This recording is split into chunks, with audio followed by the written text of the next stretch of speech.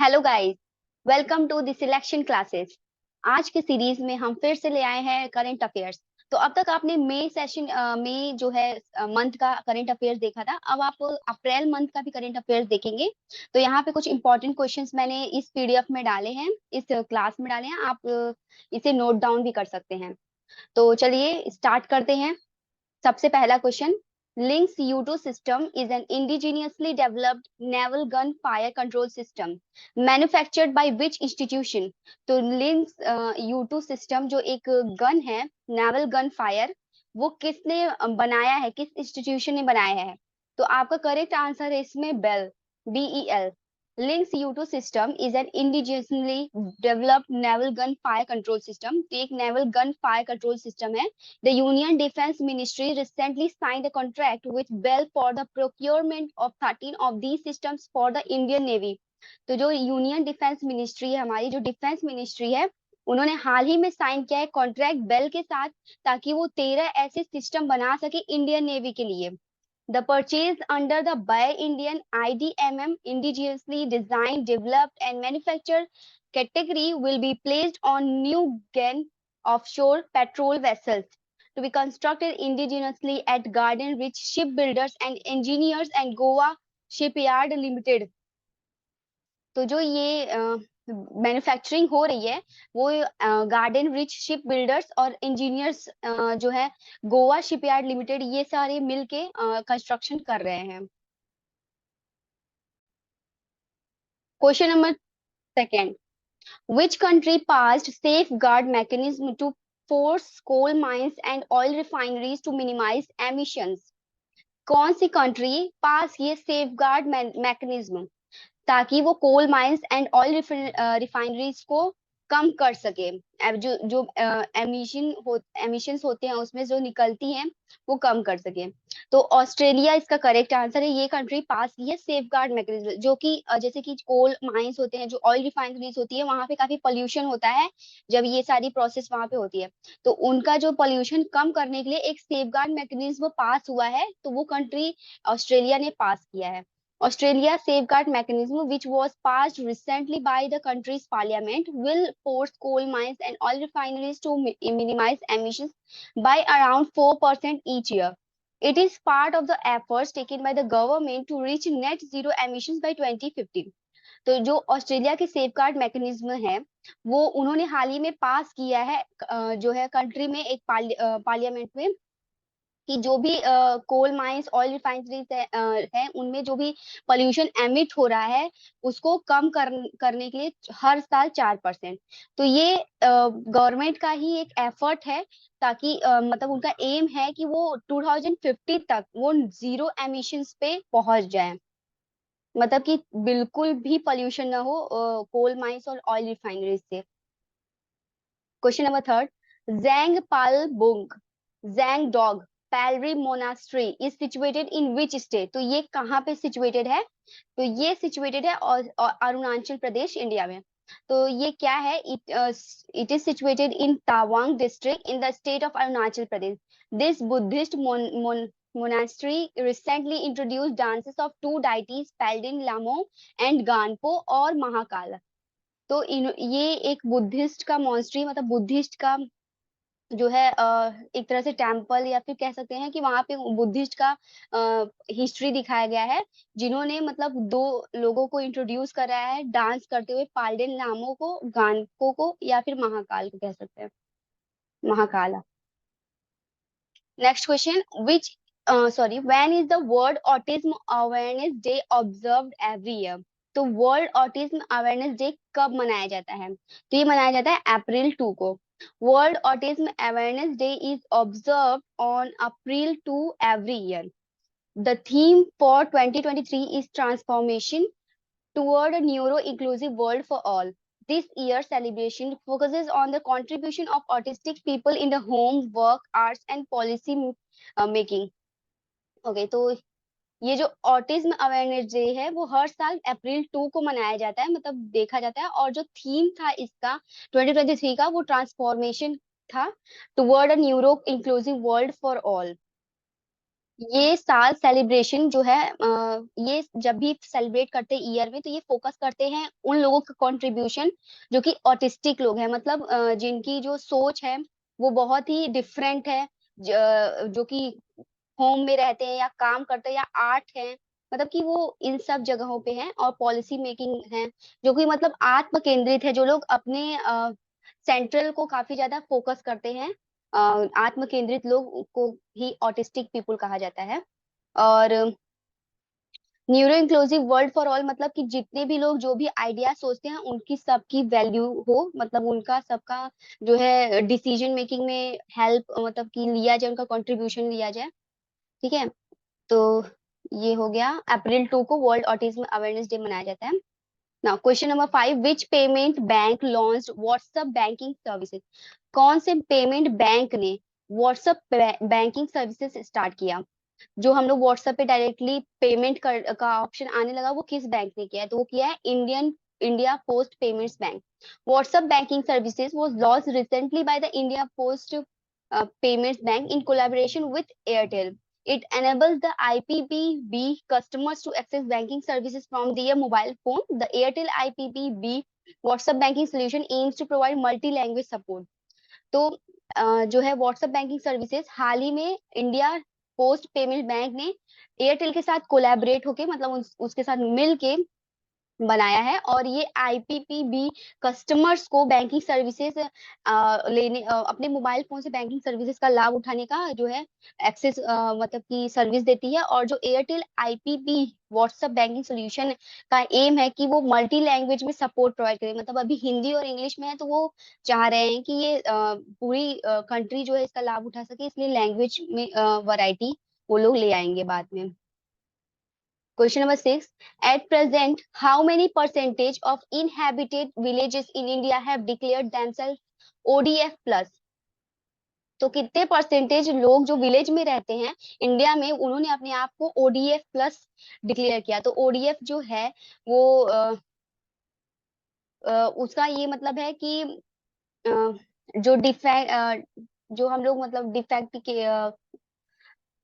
एक जो गांव के लोग बाहर जाते हैं, जो टॉयलेट में नहीं जाते, बाहर जाते हैं, तो वो उसके मतलब उससे मुक्त हो गए हैं, वो विलेज कितने परसेंटेज हैं इंडिया में?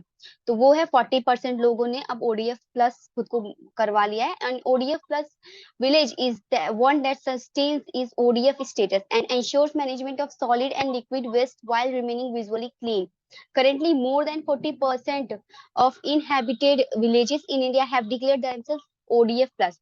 तो ओडीएफ प्लस विलेज जो है ये वो हैं जो कि अपने आप को ओडीएफ स्टेटस लगवा लिए है, मतलब वो ओडीएफ हैं, ऐसा है उनका स्टेटस है। और ये इंश्योर करते हैं, ये क्या कहते हैं, हमें इंश्योर करते हैं कि जो सॉलिड है, लिक्विड वेस्ट है, ये सब अलग अलग हो, और वो लोग साफ सुथरे हो। करेंटली मोर देन 40%, मतलब 40% से ज्यादा विलेजेस जो हैं अपने आप को ओडीएफ प्लस डिक्लेयर करवा चुके हैं, मतलब कि अब वो स्वच्छता वहां पे है बहुत ज्यादा, इतने 40% हो चुके हैं विलेजेस इंडिया में। Question number 7, which country has recently voted to ban rental e scooters? कौन सी कंट्री हाल ही में वोट किया है ताकि ये बैन कर दे रेंट पे दिया हुआ ई स्कूटर्स, जो इलेक्ट्रिक स्कूटर्स हैं, उन्हें रेंट पे न दिया जाए? इस किस कंट्री ने ऐसा बैन किया है? तो वो है France. In a non binding referendum held in France, 89.3% 03% of the votes cast were opposed to the free standing scooters. जो फ्री स्टैंडिंग स्कूटर्स है उनके अपोजिट, मतलब कि वो ना रहे, ऐसा वोट आया है वहां पे रिफरेंडम के जरिए। Which are booked on a short term basis through apps. The rental e-scooters, which were introduced in 2018 to promote green alternative for cars, the city will completely ban these devices by September 1 this year. तो एक referendum held किया गया था जहाँ पे लोग जाके vote कर सकते हैं फ्रांस में। तो 89% लोगों का वोट ये था कि वो जो स्कूटर दिया जाता है, जैसे कि हम लोग यहाँ पे कैब बुक करते हैं, तो वैसे ही वहां पे स्कूटर बुक किया जाता था, जो 2018 से स्टार्ट हुआ था। तो लोगों ने बोला कि ये इसे बंद किया जाए और ये 1 सितंबर से फ्रांस में कम्प्लीटली बैन हो जाएगा। वो इसलिए ई स्कूटर्स आए थे, ताकि ग्रीन अल्टरनेटिव, मतलब कि ताकि पोल्यूशन बहुत कम हो जाए, इस वजह से ये ई स्कूटर्स जो है आए थे। Question number 8, squirrel pox virus disease is spreading in which country? जो स्क्वेरल पॉक्स वायरस है, ये बीमारी किस कंट्री में बहुत तेजी से फैल रही है? तो ये यूके में फैल रही है।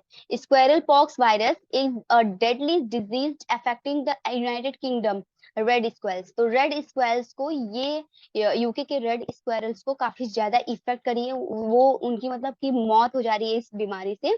तो invasive non native grey squirrels from North America are the main carriers of this pathogen.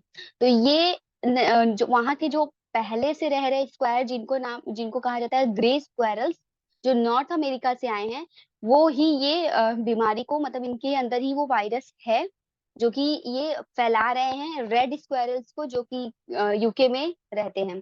The pox killed up to 80% of red squares.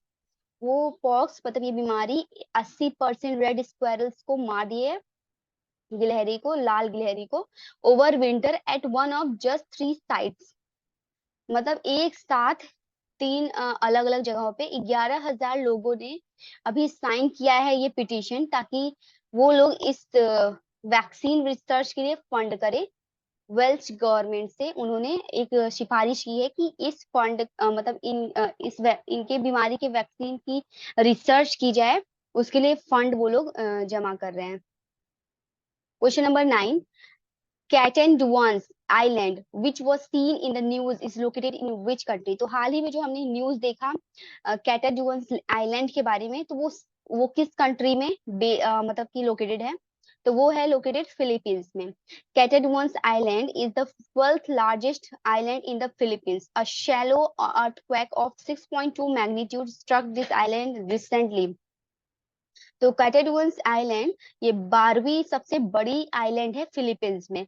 और थोड़ा अर्थक्वेक आया था, बहुत मतलब मिनिमम आया, जो है बहुत ज्यादा नहीं, पर 6.2 मैग्नीट्यूड का ये जो है अर्थक्वेक आया था, जो कि आइलैंड को हाल ही में तो मतलब कि वहां पे आया था आइलैंड पे। According to the Philippine Institute of Volcanology and Seismology, tsunami waves will arrive and last for hours. तो इनके अनुसार Philippine Institute of Volcanology and Seismology, जो वेल्केनो और अर्थक्वेक को रीड करते हैं, उनके अनुसार जो है सुनामी वेव्स आने वाली है और वो घंटों तक रहेगी। Question number 10, union information and broadcasting ministry signed agreement with which company to boost India creative economy? तो यूनियन इंफॉर्मेशन और ब्रॉडकास्टिंग मिनिस्ट्री ने अभी साइन किया है एग्रीमेंट किस कंपनी के साथ, ताकि इंडिया की क्रिएटिव इकोनॉमी में बढ़ोतरी हो सके? तो वो अमेजॉन इंडिया है जिनके साथ साइन हुआ है। तो अमेजॉन इंडिया जो है करेक्ट आंसर है। The information and broadcasting ministry and Amazon India have signed a collaboration agreement in new Delhi. तो ये न्यू दिल्ली में इन लोगों ने साथ में मिलके एक साइन किया है agreement to boost India's creative economy and promote creative talent in the country।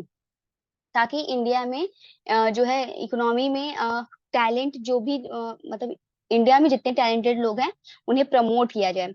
As part of the agreement, Amazon Prime Video will sponsor scholarships, create internship programs, and offer job opportunities for students of the Film and Television Institute of India।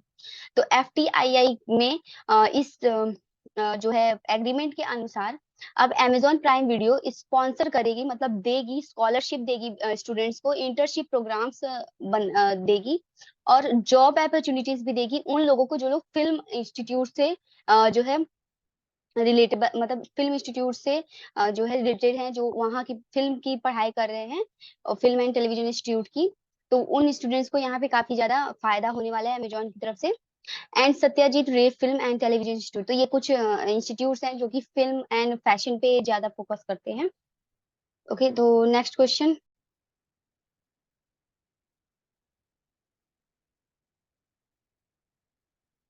Question number 11, What is the repo rate as of April 2023 after the Monetary Policy Committee meeting? तो repo rate क्या होगा अप्रैल में, तो वो होगा 6.5% according to जो है monetary policy committee की एक मीटिंग हुई थी उसके अनुसार। After raising repo rate in 6 consecutive policies, the Reserve Bank of India RBI decided to pause its rate hike cycle amid rising concerns over global financial stability. Okay, ये leave करते हैं। Places of worship act protect the character of the places of worship as it stood on which date. तो जो places of worship act है वो किन character को जो है प्रोटेक्ट करता है और किस डेट को, तो वो है 15 अगस्त 1947।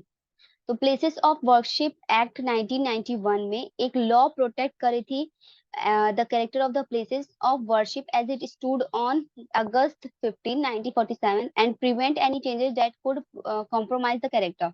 The Supreme Court's three-judge bench will hear petitions challenging this law in July 23। तो ये जुलाई 23 में एक पिटीशन किया गया है सुप्रीम कोर्ट में। तो 3 जज इसकी हियरिंग करेंगे कि इस लॉ में क्या चैलेंजेस फेस हो रहे हैं। तो ये एक एक्ट है प्लेसेस ऑफ वर्शिप एक्ट, मतलब कहाँ कहाँ पे पूजा किया जा सकता है। तो उसमें खड़े होके जो है जो कैरेक्टर को पूजा करने के लिए, मतलब जिनको भी पूजा करना होता था तो उस पे बेस है कुछ। तो ये इसलिए मतलब अगस्त 15 1947 में बना था ताकि कोई भी बदलाव कॉम्प्रोमाइज न किया जाए कैरेक्टर में। Next question, which institution release the government trend report. तो किस इंस्टीट्यूट ने रिलीज की है गवर्नमेंट ट्रेंड रिपोर्ट, तो वो Deloitte centre for government insights ने ये रिपोर्ट जो है रिलीज की है। The government trend report was release recently by Deloitte centre for governmental insights. It highlighted 9 trends that are reshaping how the government delivers solutions to the common citizen. The report cites 6 shifts that have emerged as factors behind this transition in the government's approach towards delivering public value. तो ये report release की गई है हाल ही में Deloitte centre for government insight की तरफ से। ये हाईलाइट करती है 9 ट्रेंड्स जो कि गवर्नमेंट को कॉमन सिटीजन की को मैसेज डिलीवर करने में, उनको जो प्रॉब्लम हो रही है उसका सोल्यूशन डिलीवर करने में आसानी होगी। The report cites 6 shifts that have emerged as factors behind this transition। तो इस रिपोर्ट में 6 शिफ्ट एमर्ज हुए हैं age factor that this transition in governments approach towards delivering public value. तो पब्लिक को जो है कोई भी प्रॉब्लम ना हो, जो भी प्रॉब्लम हो उसका सोल्यूशन जल्दी मिले और जो है गवर्नमेंट उस सब पे ध्यान दे। तो इस चीज के लिए 6 शिफ्ट जो है फैक्टर्स आए हैं, तो उसमें बदलाव करने का सोचा जा रहा है। Question number 14, which state approved agreement with KfW for a loan to fund the Kerala Green Energy Corridor। तो कौन से स्टेट ने अप्रूव किया है वो एग्रीमेंट जो कि KfW के लोन के लिए है ताकि ग्रीन केरला एनर्जी कॉरिडोर में फंडिंग हो सके, तो वो है Kerala. Kerala Green Energy Corridor seeks to synchronize electricity produced from renewables with conventional power stations in the grid। तो ये लोग जो है केरला ग्रीन एनर्जी कॉरिडोर, ये लोग चाहते हैं कि जो इलेक्ट्रिसिटी प्रोड्यूस हो वो रिन्यूएबल्स से हो, मतलब कि वो रिन्यूड हो सके, ऐसा नहीं कि वो इलेक्ट्रिसिटी यूज हो गया और खत्म हो गया। तो वो चाहते हैं कि कन्वेंशनल पावर स्टेशंस बने। The state cabinet recently approved the agreement with the German development bank. तो इन्होंने जर्मन डेवलपमेंट बैंक के साथ मिलके ये अप्रूवल दे दिया है एग्रीमेंट, और मतलब इन्हें फंड चाहिए था उसके लिए, तो ये फंड इन्हें मिल रहा है अब। Question number 15, Parambikulam tiger reserve is situated in which state. तो परम बिकुलम टाइगर रिजर्व कहाँ पे सिचुएटेड है, तो वो सिचुएटेड है केरला में। Parambikulam tiger reserve is situated in Kerala in the Western Ghats.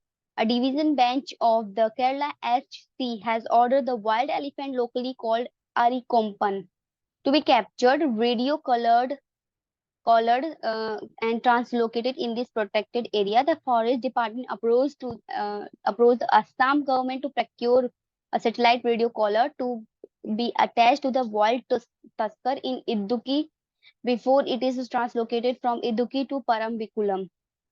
तो परमपुकुलम एक टाइगर रिजर्व है जो कि केरला में सिचुएटेड है वेस्टर्न घाट्स में। तो जो डिवीजन बेंच है केरला हाई कोर्ट ने ऑर्डर दिया है कि जो वाइल्ड एलिफेंट है जो कि वहां पे कहा जाता है अरिकोम्पन, उसे कैप्चर किया जाए और radio collared and translocated to this protected area. तो उसके जो है कॉलर रेडियो कॉलर्ड मतलब कि उस पे रेडियो लगाया जाए और उसे फिर से दोबारा छोड़ दिया जाए प्रोटेक्टेड एरिया में। The forest department approach the Assam government to procure satellite radio collar. तो फॉरेस्ट डिपार्टमेंट जो है असम गवर्नमेंट की तरफ अप्रोच कर रही है ताकि सैटेलाइट रेडियो कॉलर सारे वाइल्ड तस्कर जो है जितने भी हैं जिनकी तस्करी होती है जिन एनिमल्स की, उनमें जो है लगाया जाए ताकि पता कर किया जा सके क्या हो रहा है वहां पे, मतलब कि कोई पोचिंग वगैरह तो नहीं हो रहा है। तो ये कहाँ पे, इदुकी में, before it is translocated from Idukki to. तो पहले ये काम इदुकी में होता था, अब परम्बिकुलम में होगा। Question number 16, hay fever is associated with which country. तो हे फीवर किस कंट्री से सिचुएटेड है, सॉरी एसोसिएटेड है, तो ये है जापान से। Japan hay fever is the seasonal allergic reaction cause due to large quantities of pollen from trees during the spring time. Japanese prime minister Fumio Kishida recently made commitment to combat this health issue. It is a significant health issue in Japan during the spring months and affects millions of people each year.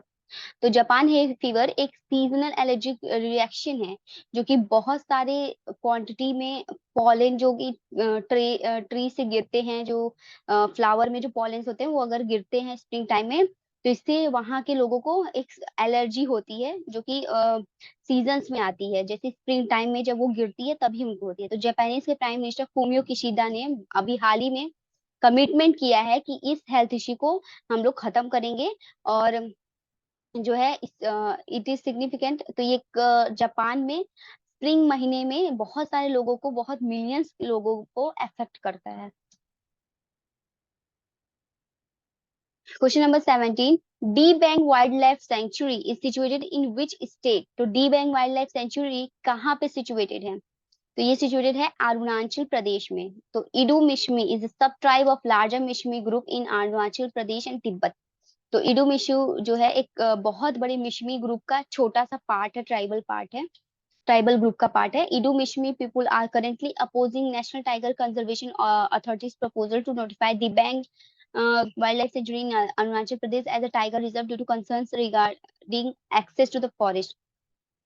तो ईदू में शामिल लोग अभी जो है विरोध कर रहे हैं नेशनल टाइगर कंजर्वेशन अथॉरिटी की, क्योंकि उन्होंने एक प्रपोजल दिया है वाइल्ड लाइफ दिबांग सेंचुरी को जो है अरुणाचल प्रदेश में, कि उसे टाइगर रिजर्व बनाया जाए। पर वो लोग उन लोग का आना जाना बंद हो जाएगा फॉरेस्ट में, इसलिए उसका वो लोग विरोध कर रहे हैं कि वाइल्ड लाइफ सेंचुरी ना बने। ओके, क्वेश्चन नंबर 18,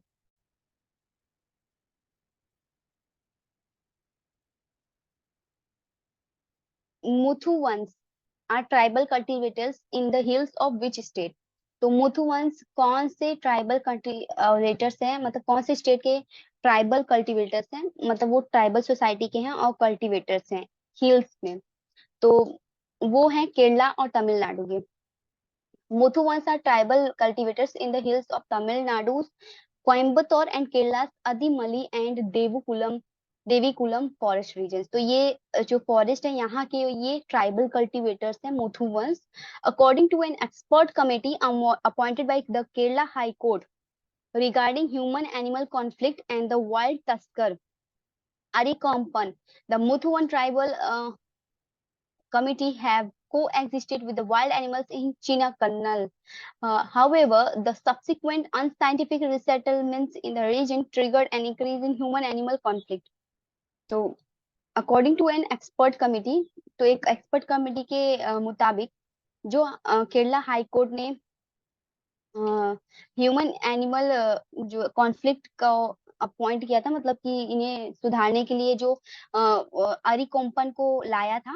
तो वो जो है the Muthuvan community have coexisted with wild animals in चीना कन्नल।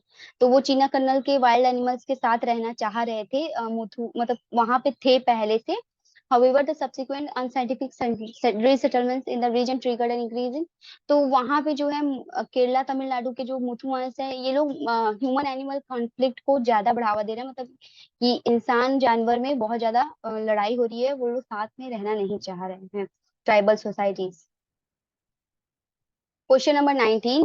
Which country chairs the second G20 finance ministers and central bank governors meeting? किस कंट्री ने